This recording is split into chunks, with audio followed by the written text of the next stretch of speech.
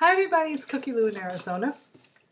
I'm coming to you today for a few things that I wanted to talk about. First and foremost, I wanted to send my love and support and prayers to AmySDMom.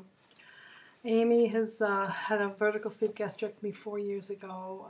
She's a beautiful woman. She's did a lot of hard work to correct her body and her health, and she's a young mother and a wife, and she's having some serious issues with her sleeve. She's having some serious digestive problems.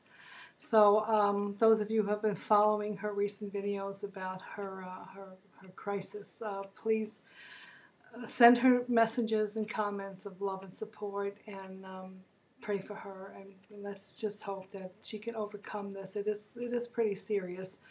So I love her, and as I'm sure we all do who know her, and we wish her the best. So Amy, chin up, sweetheart. I know that there's help for you out there. Now, other than that, I wanted to kind of go over a little bit of my struggles and my problems and some of the things that I have decided to do to change up what I've been doing and eating, and kind of change my diet program, because I haven't been having any success for quite a long time, so I have to mix it up. I have to do something. I'll start off with, I wrote it down on paper because I just wanted to kind of read it all out and not waste too much time. Why did I decide on VSG as my choice of weight loss surgery? Well, first and foremost, I wanted to keep my digestive system as normal as possible, yet get the restriction I needed to stop overeating and help me lose my excess weight. I realized this would not help me with my addictions to certain foods, and I would still have head hunger and cravings of some sort. I wanted the challenge to conquer this part of my obesity and addiction to food through self-learned control. I realized that after a period of time, my sleeve would heal and expand. I would be allowed to take in more food, and I would be hungry more often than I used to be. I realized that 50% of my success would come from my tool, but the other 50% would have to come from me. And that this would be the hardest part of my journey. I wanted to change my relationship with food without having to get sick by dumping, and I wanted to develop the mental strength to conquer my food demons. Over these last 14 months, I've had my successes and I've had my struggles. I've worked hard to see that scale move down, and it was working great for about 6 months. Then it slowed down greatly. My sleeve healed, the swelling subsided. I realized I was able to eat twice the amount of food that I used to, but I still kept my portions controlled, and I journaled every morsel I ate, even the bad ones. I juiced veggies and went totally on liquids for a while. That helped, but I hungered for solid food. I tossed in a salad at night and included the usual string cheese, yogurts, sugar-free pudding, cottage cheese, all the things that we eat, a few nuts. Despite my efforts, still little progress was made, and I was hungry. I mean, not starving out of my mind, but, just not satisfied, and just feeling like every couple of hours I needed to eat something, or I wanted to eat something. Because of stomach hunger, not because I just, I was bored, and lonely, and all those things that make us want to go to the fridge and poke around in it. But I just didn't feel that I was, I don't know, maybe I was getting bored with the types of foods I was eating, but I was cooking well and was stewing a lot of meats in crock pots and making lots of veggie soups. But I don't know, it just, my scale wasn't moving. It just wasn't moving, and it was frustrating the heck out of me. I was frustrated, I was depressed, and that made me run back to my comfort foods just long enough to satisfy, which would make me continue to stall or cause me to regain. I yo-yoed the same 3 to 5 pounds over and over for months. I got depressed again and ran back for a sugar fix. I started to think that my sleeve failed me. I started to get angry at myself for not getting an RNY bypass, so I would not be able to eat the sugar that I run to. I tell myself that I would have lost a lot more weight if I would have had a bypass and couldn't absorb half the food that I eat. That if I had the RNY, my journey would be over by now. But the bottom line, people, I really didn't want an RNY. I didn't want that RNY bypass. And I know my sleeve didn't fail me. I failed my sleeve. Not always deliberately. Yes, sabotage does come into factor from time to time. It's part of this horrible process that we go through. But I would go back on track. I would be a good girl for months on end. I would follow all the rules to the letter and still find myself not really losing any weight, just bouncing back and forth with the same 2 or 3 pounds. I know stalls can last for a long time. They could last for weeks or months. But I have 80 pounds more to lose, and it's been 14 months, and I've got to start kicking it into gear.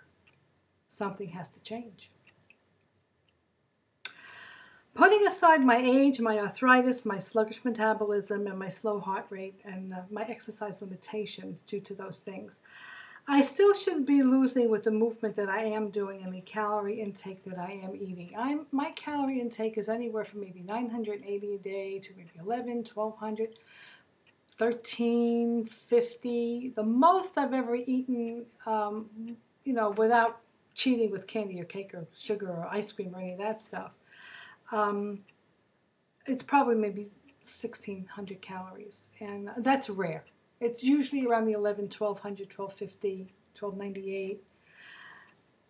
It's not a lot of calories for a woman my size, and I am moving, so I think I should, even if I lost a pound a week, 3 pounds a month, I'd be happy.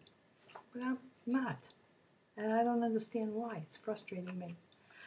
So I'm figuring that I must be doing something wrong. Okay, so what to do? What to do to mix it up, to change it up? Where do I go for help? I don't have a nutritionist that I work with. I felt that I needed to do something more or different to mix it up and to get things moving again, so I decided I needed to go back to my nutritional documentaries to reboot my enthusiasm. So I went back to Netflix and I watched all my favorite films again regarding nutritional health and weight loss and food and how it works in our systems and what's good and what's bad.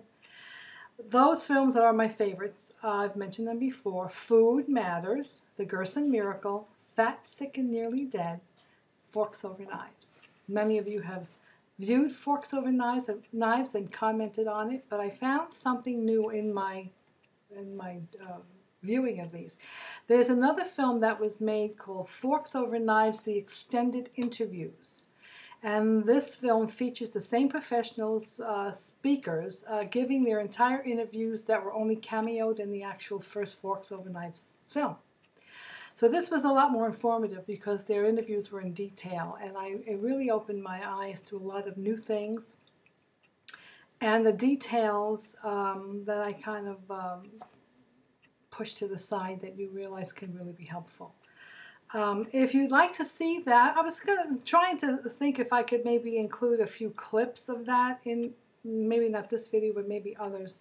But if you want to see that film, you can go to Hulu, HULU.com, and click in Forks Over Knives, the extended interviews, and it should come up.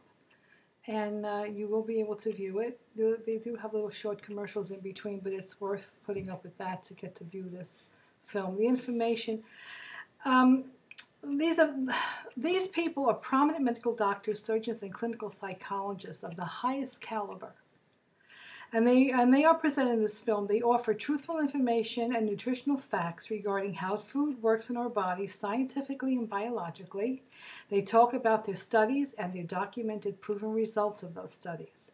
They discuss diseases they've treated in people and how they develop. They discuss the plant-based diet and plant-based diet versus the animal-based diet. and how each affects our health differently, how we are influenced by food corporations, and how food corporations market their product, taking advantage, gross advantage, of the power of addiction for profit. It's a very eye-opening film. These men have been in this business for years. They're not spring chickens. And if you really listen, if you take the time to really listen to everything they say, it makes a lot of sense, and it's very helpful to us as a society to know how we can change it up a little bit or a lot to improve our health. It really opened my eyes, and so, all right, so what did I get out of this? I have really decided to take the plunge and to start taking the advice of these men. You know, to me, they're the wise men. These are the wise men, the 3 or 4 or 5 wise men, you know, that come to us with these jewels of information that most people don't listen to because it takes too much effort, or they don't want to change what they're doing. But needless to say, that's neither here or there. If what you're doing is working for you, great, continue. You know, if you're not interested in any of this, don't take it into your lifestyle. But do listen to them. Do view the film and do listen, and just see what they have to say and see if it makes sense to you, or if you could incorporate a little bit of that into your lifestyle. That might help you if you're stuck. I've decided to take the plunge, and I'm starting. I mean, I've always been weaning off meat. I've been weaning off meat for a very long time because I do have an issue with the animal farming industry and how they treat animals for food, how they raise them and how they treat them in the raising before slaughter and during slaughter. It's pretty horrific how most of the animals are treated. And that alone has turned me off of meat. But I enjoy my meat. I like meat. I like the flavor of meat. I've been used to eating it and cooking it, and I cook well, and I cook healthy, but still animal meat, as well as dairy products and cheese, which, oh God, I'm going to have to give up my dairy products and cheese a great deal, if not completely, because I really feel that these food groups, at least for me, are not the best to ingest. So I'm going to go on this diet. I'm going to start off by taking a 90% plant-based diet for about 2 months to see the effect it has on me and my physical pain and my weight loss reduction. And I will keep you posted on my progress.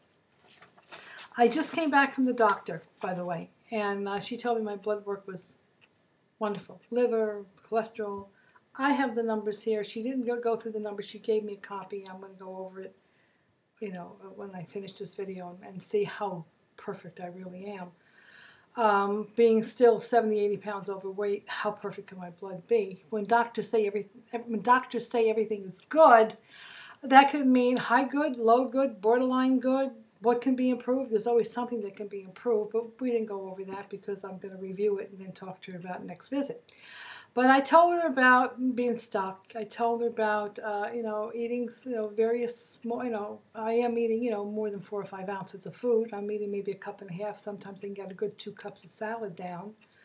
But like I said, I journal everything, and I do try very hard to cook clean as possible. But I really think the meat, the dairy, and the cheese, which is what a lot of our diet consists of for high protein, at least for me, I don't think it's working. I think if I eliminated 90% of it, if not 100% of it, I would probably see a lot better results. I would be leaner. My son's a vegetarian. He doesn't have an ounce of fat on him. There's not a vegetarian I know that's fat.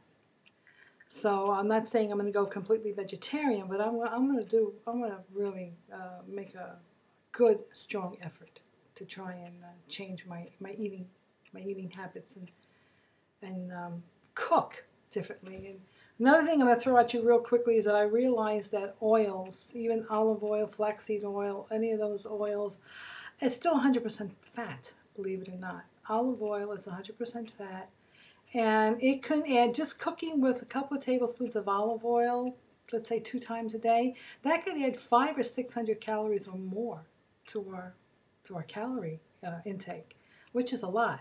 So if I eliminated the oil and tried to cook with chicken broth or chia seed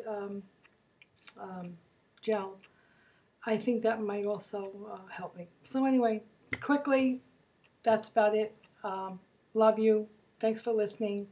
I'll keep you posted. Bye.